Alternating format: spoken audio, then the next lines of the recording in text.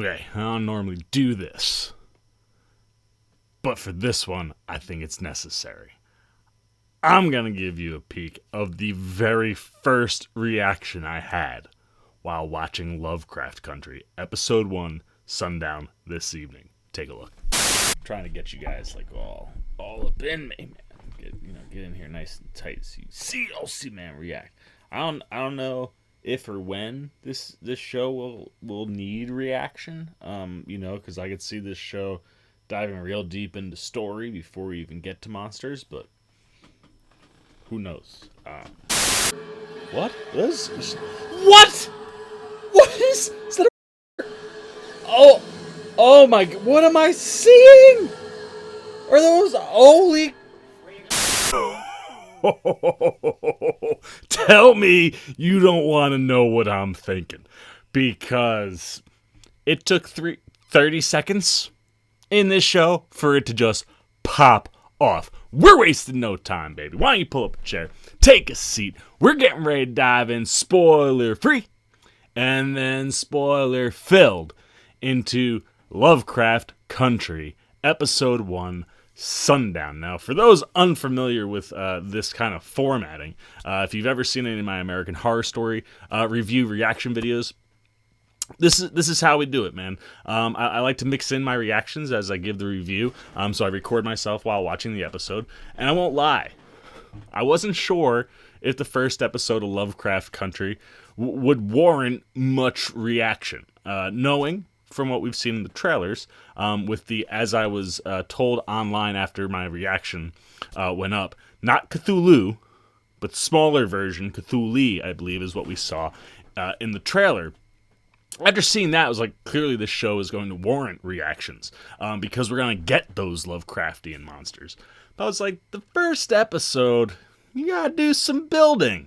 We're not diving all the way in right away. Like, we got to go find Tick's dad, played by Jonathan Majors. Tick, dad, Michael Kenneth Williams, who we don't see in the first episode, which we knew. If you had checked out the Comic-Con panel, when they had the whole cast there to talk about it, we know we're not going to see Michael K for a little bit. So I was like, this could be slow, but, let's just throw on the computer. And then you got what you just saw. Now, honestly, I edited out some wording and things, so when we get into the spoiler part of this review, I'll play the whole thing out and you can hear everything I say. But I didn't want to spoil anything for anyone who hasn't watched the episode but wanted to get the non-spoiler. But I thought that would set the perfect tone, man, because this show is mind-blowing. I just literally tweeted it out. I don't know why I'm surprised anymore that when Jordan Peele touches anything, specifically in the horror realm, immediately the game is elevated. Like, every time he does it, pushing that bar higher, elevating the game for horror, and working with Misha Green, one episode in, you can tell these two mesh so well. Like, and she didn't even direct here. She's the teleplay writer and obviously showrunner. Jan Demange directed. Wonderful eye. Loved how he shot this thing. But you can tell already that the people that Misha Green is getting for this show and working with Jordan Peele, this stuff meshes because this feels like something he would be involved in. If you're unfamiliar with Lovecraft Country, this is chronicling a family drama of a black family in 1950s Jim Crow America. Tick, as I mentioned, is played by Jonathan Majors, and he has been off in the Korean War, and he comes home because he's looking for his pops. He's gone missing. So first people he sees is his aunt and uncle, played by Courtney B. Vance, and he goes, to see his family because, hey, I've come back looking for my dad. And all we know is he got a letter. And the letter kind of hints at some sort of secret legacy. So basically what this show, or what we know about the show, at least after watching the Comic-Con panel, what I can understand is this is going to be a story about this, black family, specifically, Tick's uncle, Tick, and then a friend of his, Letitia, who, her story is quite interesting. I don't want to spoil too much, but she's kind of along for the ride, so to speak, at the beginning at least. And it's going to be them kind of traveling across country. We get to see a good portion of that in the first episode, in search of the last place they think Tick's dad, played by Michael Kenneth Williams, was. He mentions a town in that letter. So that's where they're off to go find. That was the basis of the show that I understood. Just coming off of the trailers and then the Comic-Con panel, they just kind of talked about how this was going to be a drama that focuses, around a black family and that type of a story where you're facing real monsters in the 1950s. No spoiler. Well, not really a spoiler, but a lot of the stuff we see. The first episode does a wonderful job of setting the table and painting where we are in 1950s. I mean, as they're driving across country, you're just seeing different places they stop, and you got coloreds over here or no blacks, and all these different situations where you're seeing these real monsters, which they mentioned at Comic-Con. This story will take you into those places because of the perspective and where the story's coming from. And it's one of the things that I loved right away about this show. The way it opens and what it dives into right at the very beginning, highlighting, and praising and kind of, showing off, black culture, specifically 1950s black culture. And there are very specific things that go on. And for me, I love seeing stuff like that because obviously I know my own culture, and I've seen my own culture, glorified on the big screen and the small screen many times. I love seeing all and every culture highlighted in positive ways, and you get that right out the gate, man. It has a wonderful tone for the setting, and just like diving into, like, we're going to get into the black culture, we're going to get into what these real monsters look like. There are some scenes in this first episode where you are on pins and needles, and like I said, no monsters. You saw my reaction.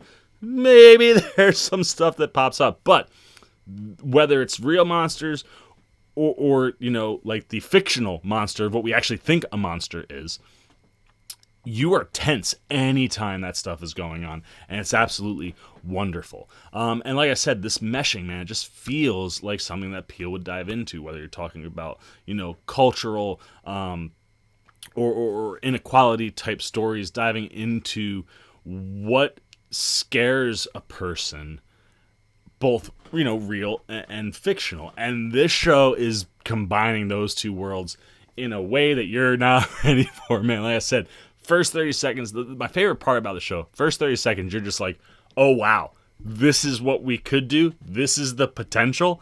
And oh man, I can't wait to get into spoilers, but yeah, like, you see the potential right there. And then by the time you've gone through the first 6 minutes of the episode, the entire plot line and where you're headed is on the table. So they set up everything really quickly, very entertainingly, and you're off and running. This thing doesn't start off slow, it starts off fast, and it doesn't really let off the gas. Yes, it gives you some minutes to breathe, because like I said, both when you're dealing with these real world monsters and these fictional monsters, a lot of tension. You guys are gonna see. Let's give you one more sneak peek at what's coming in the spoiler half. So if you haven't watched, you gotta watch the episode so you can see this stuff all out. Let's take a look. Oh, jeez! I'm telling you, man, like, multiple times throughout the show, really the beginning and the end, sandwich this thing with big time, like, whoa! But then even everything in the middle, man, like, it's tense. You're invested, you're committed. These characters pop right away, and it's so impressive to watch something that's, 68 minutes long with the credits, and see it be fleshed out in a way where that felt like a movie, man. Like, from production value to story, like, it felt like a complete movie in just one episode, dude. Like, you get a real well-rounded kind of complete story, and where we leave off at the end of the first episode, it kind of feels like you're getting to the end of a chapter in a book, which is really cool because Tick is very, very invested. His whole family is very invested in the Lovecraftian era. It's great, man. Like, I guess I'll say that for the spoiler part, but like, you just get wonderful hints of the things that they're invested in from those stories, and the way he talks about them and marvels them. I love that about his character. It's something that I can relate to, being a comic book reader. Something else that I like in the show, his cousin draws some comic stuff. So this thing is hitting all my check marks, man. But John the Majors is just absolutely spectacular in the first episode. He really he has some unbelievable lines throughout the course of the whole thing that just kind of pop up every time you hit him. I'm like, jot that down. We're going to talk about that in the spoiler. But he's wonderful. And like I said, we're mostly focused around him, Jurnee Smollett, and Courtney B. Vance. All three are tremendous. Courtney B. Vance, you can tell the relation. You feel that the family tie between his Uncle George and Jonathan Majors, Tick, or full name Atticus. They have similarities. You could definitely understand, and you understand a lot about their family, and specifically Major's relationship with his dad, and George's relationship with his brother.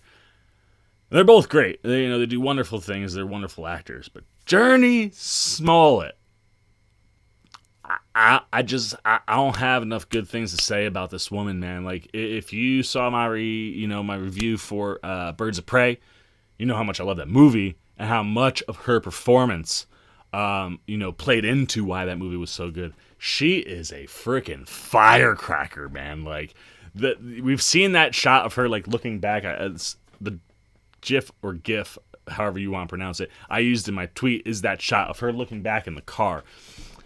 The look you see in her face in that one single moment really kind of sums up a lot about the character, man. She is ready to go off in a second. She can be sweet and sexy and sassy and confident. They let her sing. They let her show off things that she's really good at.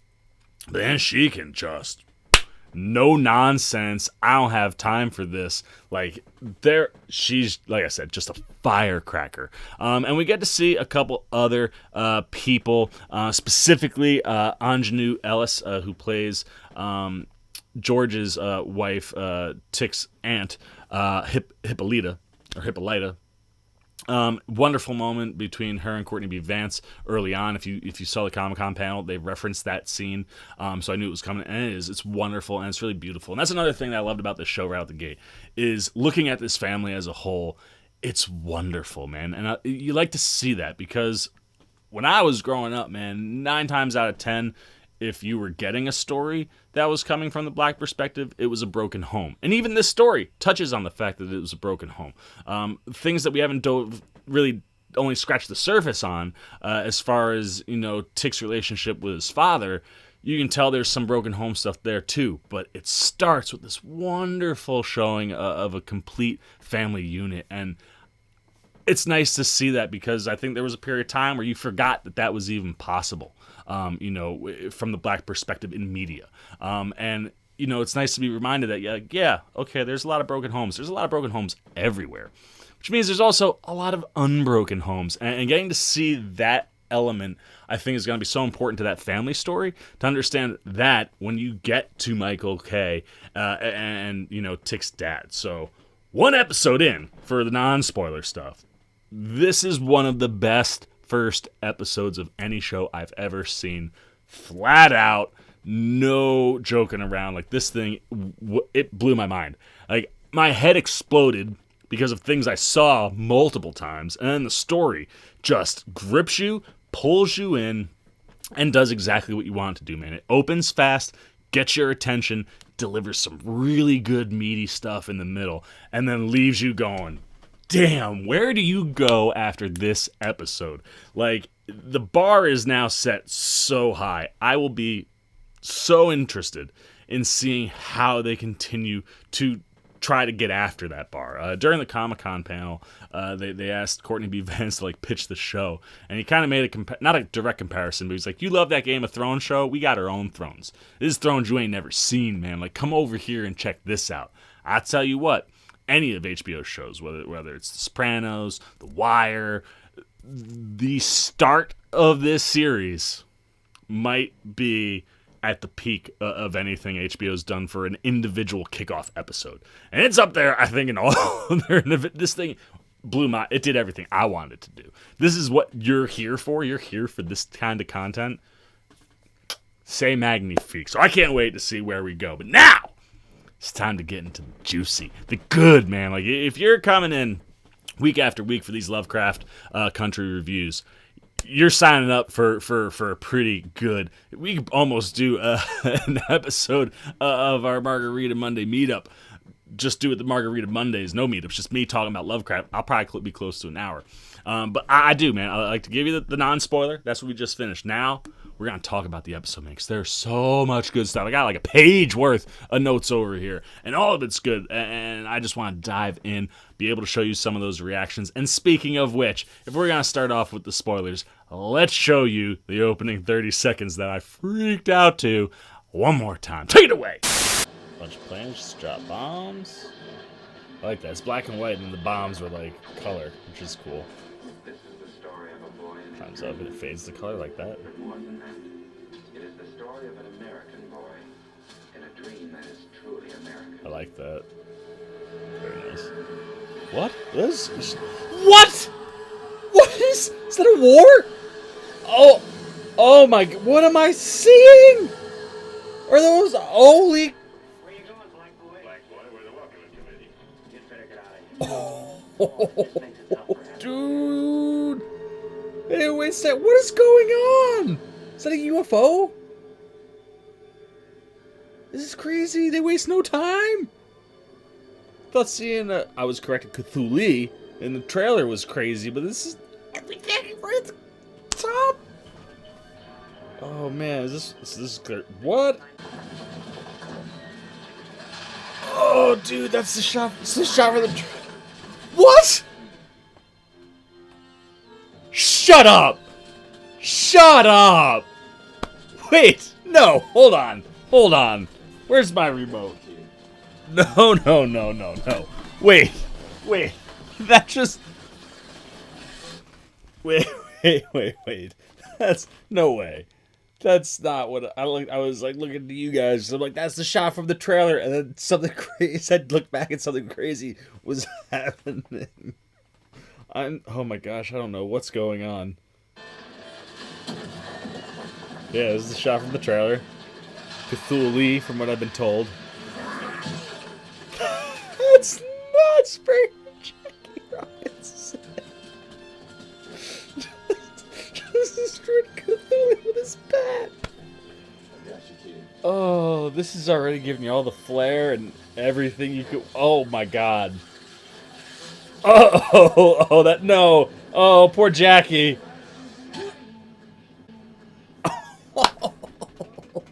Dude, that's as smart as a tree. Oh. But the potential. Oh my gosh, everything they could do. Like, dude, I literally had sat down and pushed the record button and like postured to myself. I wonder if I'll even need to if I'll have any reactions from the first episode. Maybe something at the end. No. This show, by the way, reminders, if you didn't watch episode 1, Sundown of Lovecraft Country, get out of here. I mean, I'll always want you here. Come back. I love you guys. But I don't want you here now because I don't want to spoil it for you, man. This thing is to be watched and enjoyed without it being spoiled because, man, and the trailer, and that was the other cool thing, man. Stuff in the trailer, most of it was in the first episode. So, I mean, it's stuff that we saw that we thought was crazy. It's only the beginning, I hope, man. The bar, like I said, set very high. So, if you haven't watched the episode, get out of here because we're about to dive into this thing, all right? 3, 2, 1. Like I said, man, the start of this show, the start of anything is so important to the story. And right away, you're thrown into this thing in a way that's just like, whoa, okay, this is where we're going, and it starts by talking about, this is a story about, a guy who's a hero. And you're seeing Jonathan Majors in the Korean War, or what looks to be the Korean War, and it's all shot in black and white. And you're seeing him running around, you're like, okay, we're talking about him. And he's like, no, this isn't just a hero story, this is an American story. And rooting, and you can have that American story. And again, it's the period is the 1950s, and there's a point even you open with that, this is a human story, an American story, and you're talking about Jonathan Majors' character in the 50s. He's a black man. A lot of people didn't think that was American story, and there's a stretch when they're driving. Like I said, they take off and start heading, out to where they think Michael K was last, and you get kind of this montage as they drive through, and as you're driving across the country, you're seeing all these, coloreds, and arrows pointing over here, no blacks, back of the bus. I mean, we open after this crazy open that we're about to talk to. We're in a bus, and we're in the back of the bus, and then the bus breaks down, and then the folks in the back of the bus don't get the ride, and the pickup truck with the country white boy, they gotta walk. But you're just seeing all of this stuff that's comparing you to what the experience is for them. and in the show, and then as they're driving, they go past, and it looked, I don't know if it was an auto dealership, looked like a big ass warehouse, and a line of white people, and a big old sign that's painted up on the wall that says the American Dream, and it's a car filled with an entire white family. So that contrast, man, is there the whole show. So you get to see it set up right at the beginning. We're like, this is an American story, and we're focused on Jonathan Majors' black man. And then you get to the middle of the show, and you're seeing what 1950s as a world was pitching was the American story. Love that right away. But you go from that to him seeing a couple planes fly over, bombs blow up, and everything that's black and white. Now you have color in the explosion. The explosion's all colorized, and then he kind of jumps over, one of the, kind of like over this like wall and starts running to where his other men are, and now everything kind of fades up into color as you look and you see the war that we are fighting is not the war that Jonathan Majors was in, which is the Korean War. It is a war with spoilers in 3, 2, 1. I don't even know why I keep reminding you. Creatures and aliens. The first thing I saw, man, is like 3 UFOs. Then you see one of those Cthulhu creatures come flying in. Then you see a robot that kind of looked like, what was it, The Last Day on Earth or whatever. The Keanu Reeves did a remake of it, but it's like that giant monster with like those eyes. Kind of also like Thor too. But you see like a giant, like, or even like, what was the other one? You know what it is. And it's got like a laser and shooting. You're like, oh my gosh, like this is where we're like. First, I'm thinking this is where we're headed. Like they're teasing the end of the season right at the front, and you're like, wow, dude, like this, sparing no expense. It looked beautiful, very, very like I said, this is movie quality, like visual effects going on here, man, and the whole production value is movie quality. But you're just like, wow, man, like they're not holding back. And then you think like you don't know where you're going. I'm thinking it's probably gonna fade to black and we're gonna start. No, Jonathan Majors, like it runs out to the middle, and a red Martian queen lady comes down, and she's I'm assuming a Korean woman, because obviously he was in the Korean War. But you see her come down, and they kind of embrace, and then they turn, and that shot from the trailer with the Cthulhu comes up. But what you don't see in that trailer is something split that thing down the middle. And as it's splitting, I'll show you this. You saw it in the reaction. But like as it's splitting down the middle, I'm like, is that a baseball bat? And then you see the colors of the socks and the pants. And I was like, no, it can't. No. Freaking an actor playing Jackie Robinson splits a Cthulhu in half. And you're like, what is this show doing? Like, what is going on? And then the Cthulhu like fixes itself and goes in for the bite. Jackie winds up for a swing, and then boom, we wake up, and we're on that bus that I mentioned. Jonathan Majors had been sleeping, and being a guy who reads all of these novels, this is what's going on in his head. He's mixing that Lovecraftian and sci-fi world that he loves so much with the real-life war that he was in. And as scary as it would be, I'm sure, to have that dream, freaking beautiful on screen, man. It was glorious. And you're, 3 minutes into the show, and you're like, I can't believe where we are already. Now where are we going? Well, give it 3 more minutes and sets the whole thing up, man. Like I said, him and one other older lady, they end up having to walk all the way into town. And while they're walking, they kind of start talking. And Jonathan Majors, she asks him like what he was reading.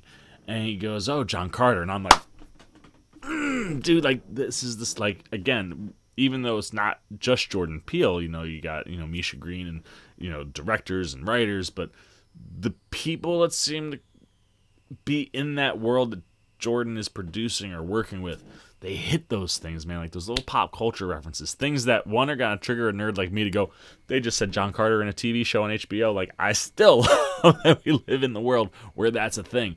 But not just that, but like, he it gives you so much insight into who he is, the things he likes, and what he experiences from that side of the world. And then when he's kind of describing the story and how Carter is, an ex-Confederate, and he, ends up in like this mine, and then that transports him to the Red Planet. And she kind of harps on the ex-Confederate part and is like, there's no X in front of Confederates. And you're just like, all things are game at all times, and it doesn't matter. We can go right from sci-fi to something that's political or cultural or controversial or just all these different things that play into like the different stories. Like obviously she's an older lady, so for her, the fact that he's a Confederate at all, I'm out. Where Jonathan Majors is not in that realm. He's able to enjoy the story, and his response is the thing that really gets me here. Like I said, he said a bunch of things in the show where I was just like, check out that line, check out that line. And this one was, he kind of goes to him, he goes, I like to look at people the way I look at stories, that they're not perfect. But if you can look past those imperfections, sometimes there can be something really, really good there.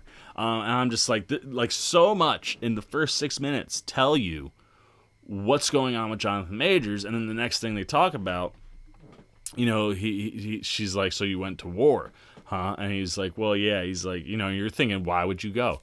He's like, I was going to get away from my pops, my dad. And I'm like, wow. Like, again, we're only a couple minutes into this thing. You're like, all right, now I know. Broken relationship, that's why he went to war. And then he's like, and what's ironic is that's why I'm coming back. He's been missing for 2 weeks. So, boom, you understand Jonathan Majors' character so much right out the gate, and you are hooked, you're invested, you're in. And then, the way we meet his family is really cute. You get that wonderfully beautiful scene with Courtney B, Vance, and Ingenue Ellis. Courtney B. Vance's character is helping put the Green Book together. If you saw the movie, you know what that's about. If you didn't, basically there were black families that would travel across country and fill out different things about areas they traveled to and where it was safe to go as a black person, where it wasn't safe. And they even show at one point, like after Jonathan Majors' character gets back, you see, after this big block party they show, is that beautiful cultural scene that I was talking about. But you see Courtney B like icing his knee, you see a scar, and he talks about how he, 2 broken kneecaps, and you're like, oh my gosh. And the conversation he has with his wife is about him getting ready to leave, and she's like, why don't you let me go? And you get this like brief, for a hot second, truthful look in his eye, and then he diverts it to like, are you serious? Like, would you do that? Like to where like he's not trying to offend her, but like he knows. And that then when you see that scene where he's icing, he's talking about you're like, places he went or got kicked out of led to 2 broken kneecaps. So like, again, the show's just setting the table so that you know exactly what we're getting into, where we are, where we stand. And then, the funny part about the scene before you get to see, the knees after the party, we're still in the bedroom. He starts making some moves, and she's like, what are you doing? He's like, I can't remember the last time we made love in the daylight. I want to see my wife. And then they cut out, and it's their daughter is in the living room, and she's working on that comic book that we were talking about. She likes to draw, and looks like she draw the beginnings of a picture. We see the comic or the short comic a little bit later that she did, but the character's name is Arinthia Blue. She's cool looking. I'm like, yes, all right, I'm interested here too. And then all of a sudden you start hearing noises, and you're like, oh shoot, we're in that. Like, I guess you're not sure who the character is. Then you're like, oh my gosh, that's their daughter. And she's like, gross. Boom, comedy. That's the other thing I love about things that Peele does and things that, work in the collaborations that he does. You deliver this horror or these tense sequences, and there's lots of them, even in this first episode. But if you're going to deliver it and make it effective, you got to cut that tension, man. And the humor in the first episode is wonderful. That's one of the first spots. Then she tries to run away. She goes into the kitchen, and Jonathan Majors is coming through the fire escape window, so she gets scared and sees him. Everyone gets excited. And they're kind of getting reacquainted, and you're finding out that they're looking for his dad. We see again, just in the making of, the composition. You're already seeing things being told if you're just looking. There's a shot at one point of Courtney B. Vance and Michael K. Williams' characters, clearly much younger, super happy, and you can tell their relationship very different than what Majors had with his dad, and you're starting to see the picture be painted, and later on, he's kind of tells Majors, look, I wasn't worried. It's not the first time he's disappeared when he's all sauced up, and you're like, okay, alcoholism. Now you're getting to see, and Jonathan Majors has a wonderful scene with Courtney where they're talking about broken families or whatever, and he's like, he's basically Jonathan Majors' tick is kind of talking about how his dad wasn't that great of a dad, and Courtney B's tries to defend him, and he's like, yeah, man, where he's like, he would take the brunt of things when they were younger, and he kind of wished he could have protected him, and Major's like, where were you to protect me when I was a kid? Like, dude, these one-liners he has the whole episode, man, are just like, they're so impactful, so strong, so powerful, and they paint imagery in your head where you're seeing things that aren't being shown on screen, and that's high-quality caliber stuff. And again, it's just really setting the tone of this family, their relationships, and you're understanding things so that when we get into the show after the first act of this thing, you can keep running.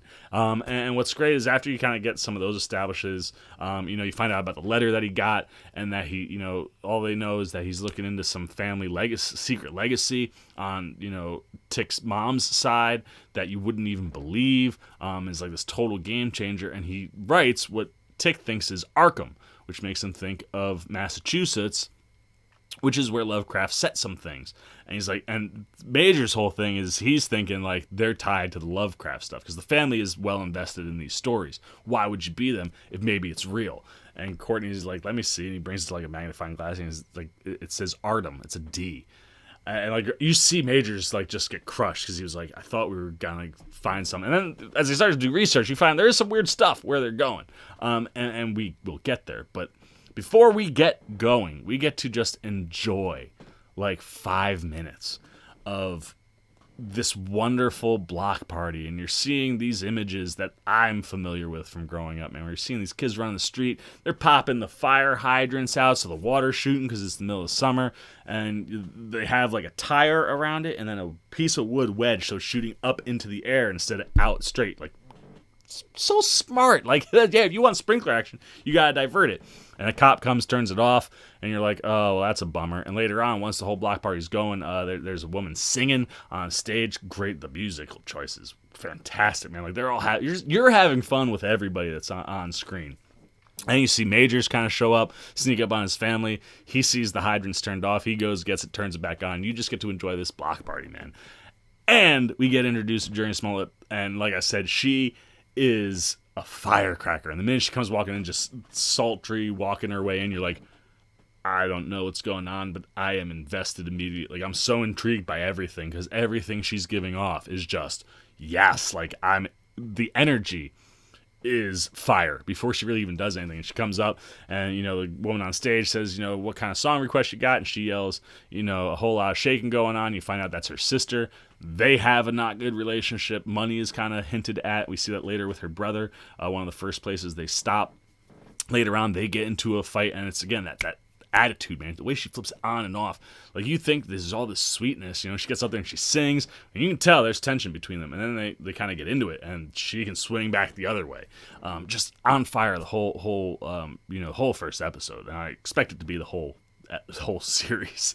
She's so good. But you just kind of get to enjoy this, very specific cultural event, for the black community, and it's just beautiful to watch, and it's so enjoyable. And then we get off and running. What's cool is during the block party, she notices Tick. He doesn't see her. When they're getting ready to leave, he's walking down the car, and he does see her. Now, her sister told her 2 nights, so obviously she's like, I'm gonna get out of town. Knows the family. I guess arranges to hitch a ride, and when Tick comes down, he sees her. That's a shot from the trailer where she's like in those hot pink pants, like leaning into the car, and she comes, and like the way they shoot her, the way she sultry, sexy, just oozes off of her, and it's electric, and like you can feel the chemistry just between everybody. They all said again during the Comic-Con panel that they became a family making the show, and the chemistry between everybody, specifically Majors and Smollett, wonderful, man. Like, it is fire, and you're just like, all right, man, cool. I'm glad she's along for this ride. Like, she's obviously gonna go on the ride. She ain't got nowhere to stay, but that's cool, man. Like, it's an interesting element to have, the black woman in the car with these 2 black men going through the Midwest. A lot of whites.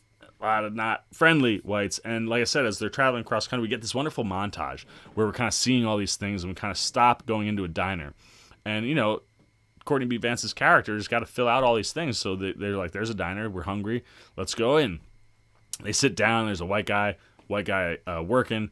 They both stop. It's like dead silent. Can we get a seat? Nobody says anything. We'll just sit ourselves. The guy who's the customer just gets up, leaves. They're like, can we get menus? This guy comes over. He's like, he looks very unsure of what to do. And then he goes into the back, Jurnee Smollett goes to the bathroom. Courtney B and Tick, John Major's character, are talking, and we follow Smollett, and she hears this kid on the phone, and he's like, "I didn't know what to do. They just came in and sat themselves.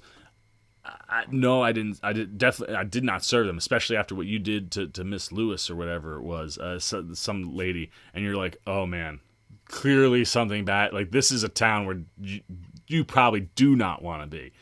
And then we flip back, and you see Tick kind of looking around the room. He's starting to notice stuff, and like in the paint on the white, it's not like completely pure. And then like the floor kind of looks funny. He looks up at his uncle, and he goes, "Tell me again, why was the White House white?" And you're like, "Okay, what kind of political angle, what kind of thing are we trying to say here?" And it's not. It's just factual. He's like, they're back in, I think it was the 1800s or whatever, during one of the wars, White House got burnt pretty bad, and slaves had to paint it white to cover up the burns. And as he's saying that, Major says he slides the floor, and you can see something was set on fire. As they're realizing that, Jurnee Smollett's coming running out. "Get the F out of here. We gotta go now." She gets to the car before the guys, and she wanted to drive, and they wouldn't let her.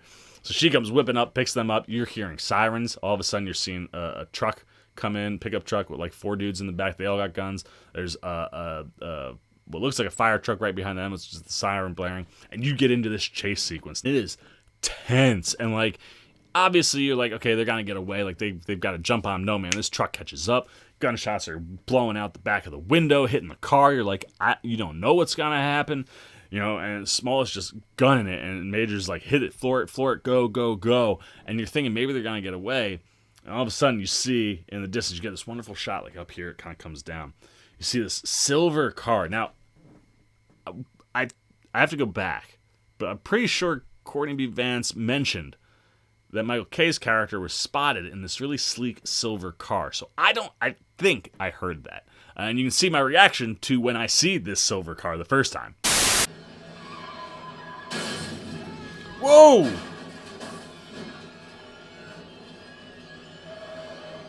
That flip before... Oh, that silver car! That's his dad! No? Didn't they say his dad was driving a silver car? Who is that? You also saw how that played out. Again, something crazy. But, like, as soon as I saw it, I was like, oh my gosh. So I don't know if he's tied to it or not. It might not be.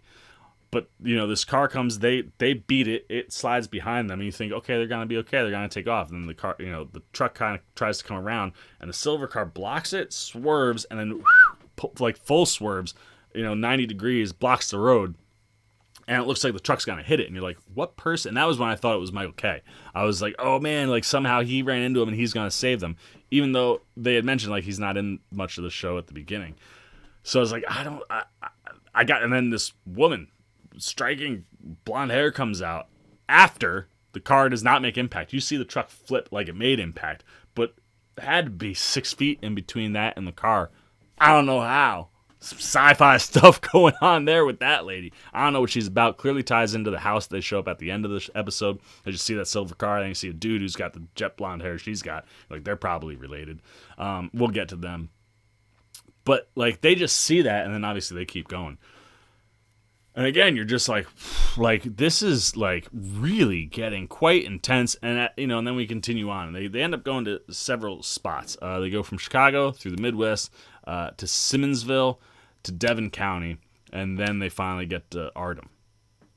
The Devon County stretch of this episode was some of the best, because they're kind of driving through this real wooded, foresty area.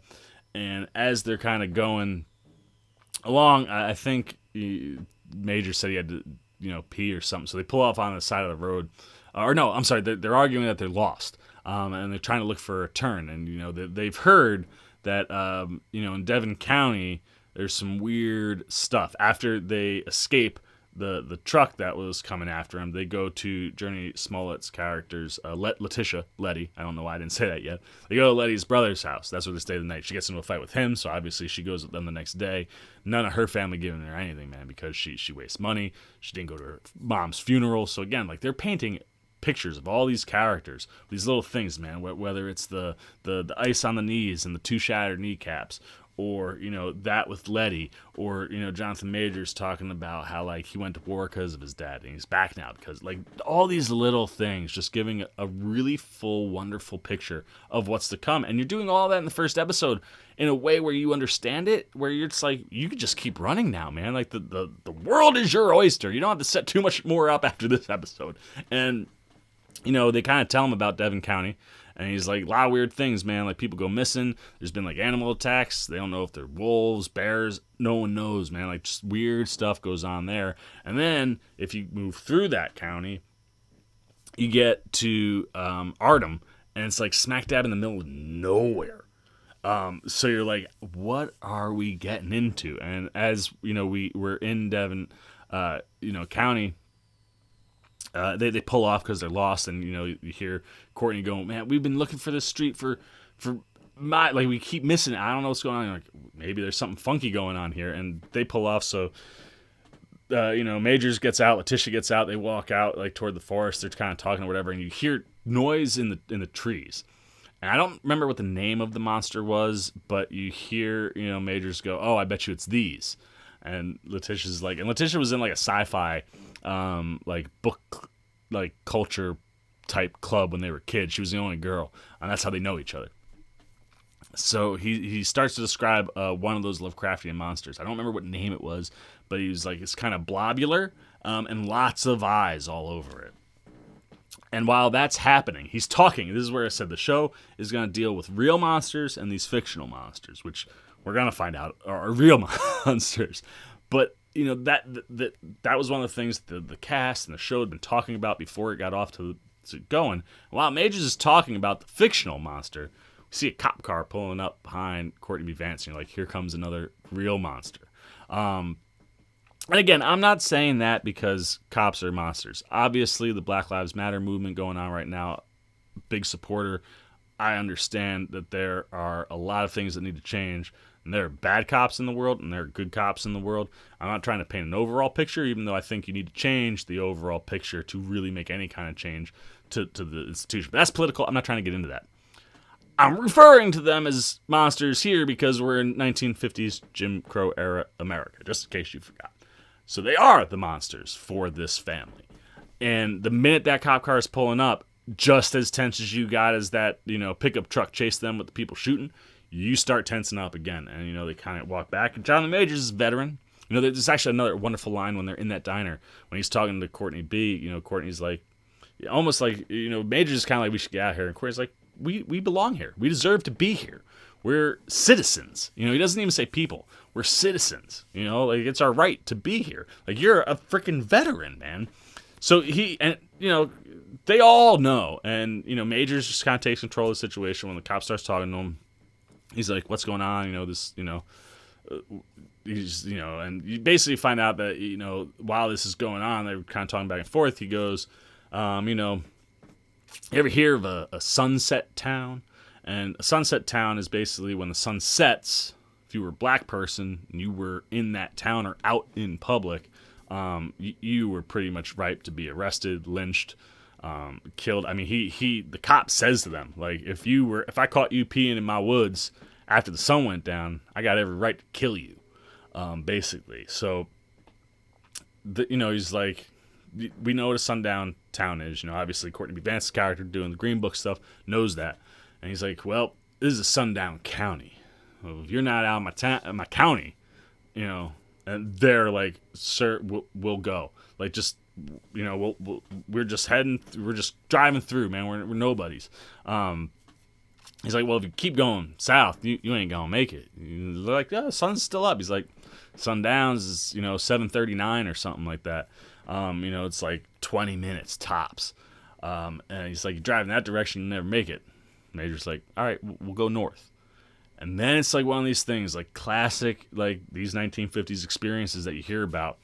Cop's like, kind of stands in front of him where, like, you can't drive south, I'm here. And he's like, well, maybe if you ask real nice, you know. Major's like, please. Cop's like, you can do better than that. I want to hear you tell me, officer, please let this pretty N-word, you know, make a U-turn. Because as he's getting ready to leave, he gets in the car and he's like, yeah, going south probably be a better idea. That's what it was. he's like, is it legal to make a U-turn? And he's like, you're a smart one, huh? Normally I'd say no, but if you ask nicely, so he makes him say this unbelievably, like you're watching Letty in the back, and she's this firecracker, no nonsense chick, and Majors is just trying to make sure they get out of this alive. That's all he's thinking about. So he says it, and you can tell it kills him, and the acting is so good. I mean, like he's looking at him, and as he has to say it, he looks away because it's like I don't want to, but I know I have to. And as soon as he finishes, he looks right back at him. Cop goes, well, since you said, asked so nicely, sure. So they pull off and they start driving. Now, the other thing the cop said to him was like, if you tried to speed to make it out of here going north, I'd have to pull you over. So naturally, as he takes off, Majors is driving the speed limit. And now you understand why the episode's called Sundown. It's a race to get out of the county by sundown. And you're in this thing where all of a sudden the cop comes up behind him, speeds up, starts bumping, like actually physically hitting his car, trying to make Majors go over 25. And they keep showing you the speedometer, the old time 1950 speedometer, man, where it don't show the numbers, but it's between that 2 and that 3. And you're like, he's staying right at 25 no matter what this guy does. And you're seeing, they got to get over these train tracks. And you finally see the train tracks. You're down to a minute, down to 30 seconds. They get over the tracks. Cop stops there. That's that whole sequence where Letty keeps looking back and she's got her gun takes Major's gun just in case. You get over and you think they're in the clear. And like, all right, cool. We're probably at the end of the episode. Like, whew, like that real life stuff, man, still had me on the edge of my seat. And then they come over a hill, 4 cops. This guy called them. Next thing you know, they're looking for a bunch of burglars who clearly must have been black people. They drag him into the middle of the woods. Sun, of course, has gone down now. It's dark out. And you're like, oh my gosh, like they're gonna kill him. Like, they're holding Major shotgun, not even regular gun, shotgun to the head, and just so carelessly. Like where these things, you're like, this gun could go off at any minute. Now, granted, they're our main characters. Their first episode, you're figuring they're probably gonna get out of it, but you don't know how. And all of a sudden, you hear that movement in the trees again, man. And this is where I freaks out again. Check it out. Oh, jeez.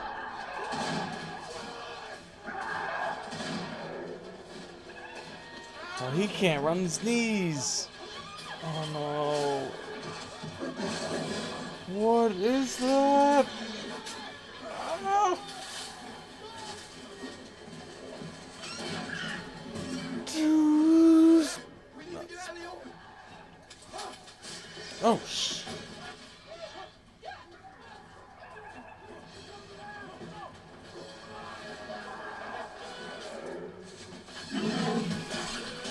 Oh my God!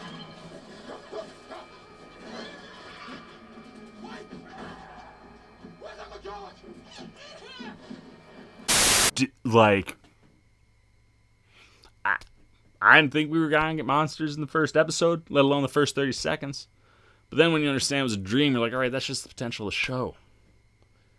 Nah, man. Again, in the trailer, that fast-moving creature that we were seeing.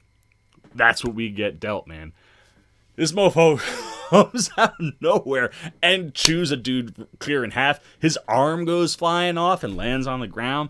And they're like, get up and run. And Letty and, Tick take off. And Uncle George gets to go. And he gets bumped into by another cop, goes down. So he just stays down.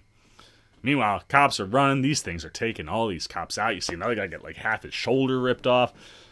And when the first guy got ripped in half, all the blood over it, all over Tick, Letty, Uncle George. So they're running through the forest toward like some house, abandoned house, just out in the middle of the woods, covered in blood. And you're just hearing screams. You're having a full-fledged horror show in the last 10 minutes of this episode. I'm sitting here I was never in a million years I think we were gonna get all of this. And again, real monsters versus those fake monsters, which apparently are also real monsters, to a point where they clash with each other. And then you get this, again, the humor, right? Like, you're on the edge of your seat, and all of a sudden they come back to Uncle George. He's on the ground. Everybody's gone. He's getting ready to get up, and he sees the flashlight, and then realizes that the flashlight is attached to an arm that's not attached to a body. The look on Courtney B. Vance made me laugh out loud, and then he, nudges the flashlight out. And while he's holding the flashlight, he starts to realize that, the only thing that made him different than everybody else was the flashlight was on him. So he was thinking maybe it's something to do with the light. And as we see these creatures, all of a sudden you're seeing You got all the eyes, and you're like, oh my gosh, these are the actual creatures that John the Majors was just talking about. Awesome stuff. Love all of it. They end up getting into that house. 2 cops show up. That one that had like half his arm ripped off. He looks messed up, man. But I mean, you're like, well, I guess it makes sense. Like half his arm is missing almost. But they come in, and now you're getting this kind of back and forth. And John the Major's like, look, knock all this stuff off, man. We got to survive right now. And then he realizes, like, where's Uncle George? And the cops like, we barricaded doors. You're not going out there. Not letting you run out there and lead these things back to us. And then you see, Courtney B. Vance, and John the Major's like, screw you. They open the door. He gets in. That's when he tells me, he's like, I think the light, he's like, it makes sense. Like, the reason we never saw them during the day where we were driving through the forest, because the sun was out and we had our headlights. Now, I think light freaks them out. And then you start getting this kind of like invasion bit where you're hearing them on the roof and they don't have the car. So, Major's like, I'll go get it, man. Where is it? And the guy's like, it's a quarter mile behind this place. And the other guy, the cop who's got like, have his arm ripped off, was like, no, you might get some funny ideas and try to run. She goes. And you're like, he's like, hell no, I ain't letting that happen. Like, he's like, it's fine, I can do it. Like, I'm good. She's like, I was a track star athlete in high school. Like, I can do this. And he's like trying to talk to her, and she finally kind of snaps. She's like, I'm terrified, and you don't seem to be scared at all. Again, another brilliant line that they give Jonathan Majors. And he's like, because fear isn't gonna get us out of this right now. Fear's not gonna save us. And you're like, that. She's like, what did they teach you in the military?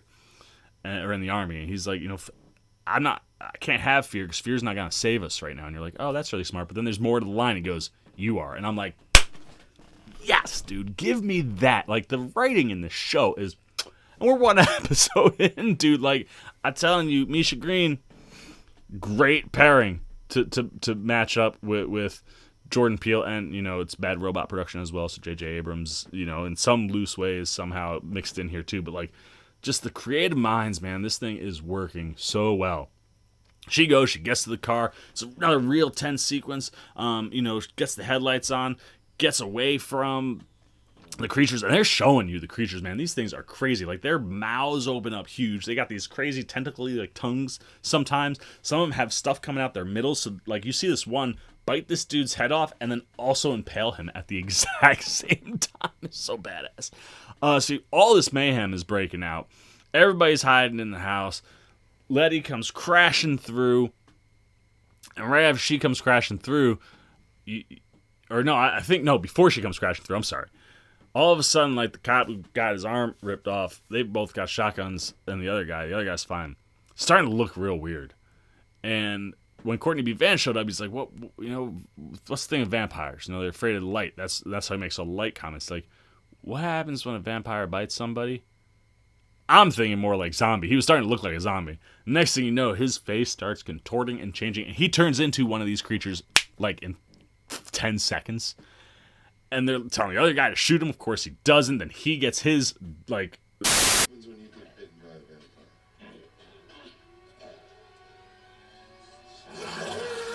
Oh, no.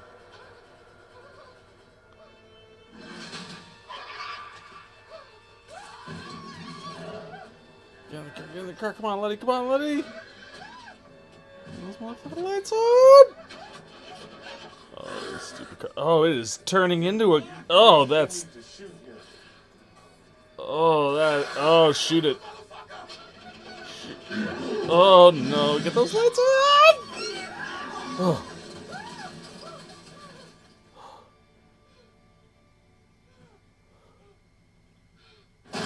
Oh!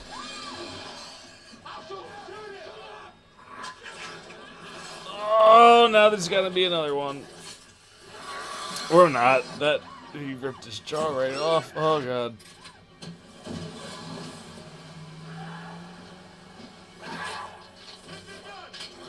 It turns real fast. Oh, my.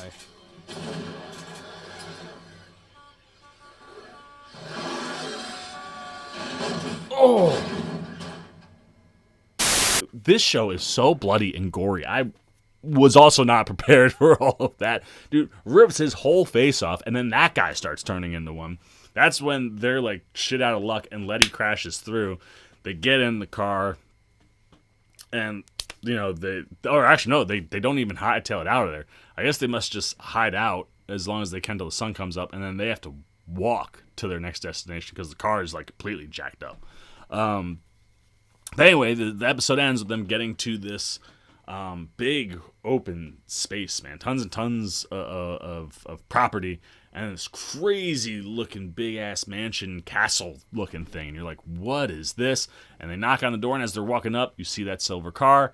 Dude with the blonde hair, like the girl with the blonde hair, answers. And he's like, we've been expecting you. I'm sitting there. I'm like, what do you mean you've been expecting? What? And then, he's like, welcome home. And you're like, what? Clearly, that's got to be tying into Michael K's story and what he's trying to develop. And I wouldn't be shocked if he's there, man, because I swear that Courtney B. Vance said something about him being in a silver car, and then you see that silver car. But, like, the episode, top to bottom, I hope I did a good job, man. I did miss a few things. So we were talking about, like, one-liners with Jonathan Majors. Dude, they give Jurnee Smollett a line in this episode that, like, gets a call back, like, all of 10 minutes later because it's so freaking good. But they're, like, in one of these things, she's, like, throwing out, like, I could go for some food or something. And, Courtney B. Vance, because she's just kind of, like, tagging along with them. He's like, you see, the girl wants to, like, whatever. And she goes, my name's not Girl. It's Letitia fucking Lewis. The way she delivers it, man. Whew, dude, like I said, the electricity that she is bringing to this show, it's just so palpable. And it's so fun. But then the other thing, too, that I didn't mention is, remember I was talking about, like, the red Martian lady who looked like a Korean woman? Throughout the episode, we see Majors in tough situations, always in control, except for a few times. He gets a little kind of choked up, or like kind of like he seems a little unsure about some things toward the end of the episode, but about in the middle, he makes a call, like a long distance call, a whole bunch of numbers. He's making a long distance, probably Korea. Sure enough, lady that answers sounds like she might be Asian, so I'm assuming he was in the Korean War. She's probably a Korean woman that maybe he had some sort of relationship over. And as soon as she starts speaking, like, his whole demeanor changes, and he's like physically can't speak. And she's like, Tick, is that you? You went home.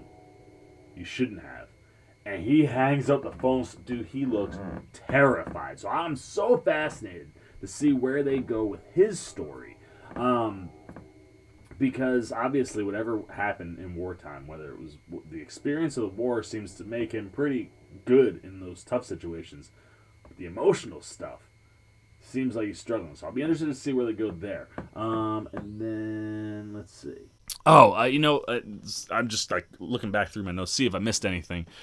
During that whole fight part, there's a moment where it sounds like it's starting to get physical, and you hear Letty like, get your hands off me, that's too tight. And then, like, you can tell, like, he throws her because it's her brother. But also because it's the brother, maybe more leniency to how physical he'll get. And Majors goes to go in, Courtney B stops. And he's like, that's where that conversation is. He goes, that's family business. It's not our family business. And they kind of had to start to have that kind of talk. And that's when Majors says, like, where were you when, like, I was the brunt of what was happening. You didn't come save me. Just like you should have been there for my dad. Well, why weren't you there for me? And they kind of separate, and the reaction Courtney B has, it's a culmination of what he's hearing and what he allowed to happen in that house and what happened to Jonathan Majors' character as a kid. He almost like completely, oh God, dude, the acting in the show is so good. But I mean, that bit, like I said, that second chase with the cop, that was amazing. And I mean, just like everything, from just the acting to the production value to the story to the content that we're getting, like, I'm intrigued. There's a mystery I want to know more about.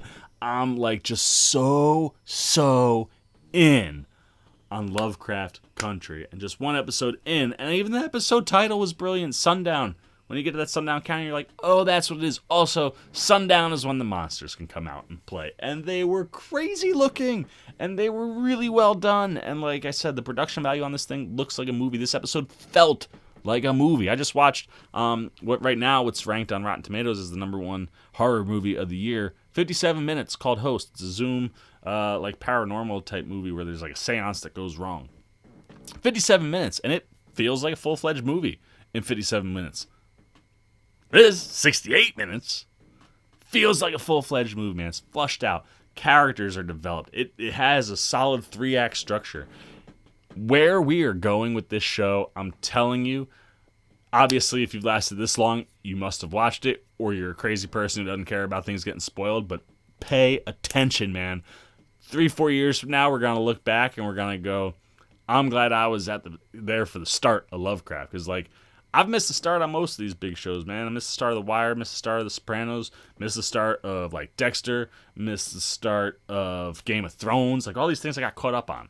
I'm here for Lovecraft Country at the beginning, and I'm glad because it feels like it's going to be something special. So there you go, man. Those are the Seaman's spoiler thoughts. Oh, my gosh, dude. Everything about this episode was working for me, man. I, just love so much. I can't wait to watch it again. This is definitely going to be one of them shows, man, where you rewatch episodes and try to pick up on things, because there are so many little things visually telling story without, there having to be lines to read or things to act. Just things you're seeing, the way things are set up.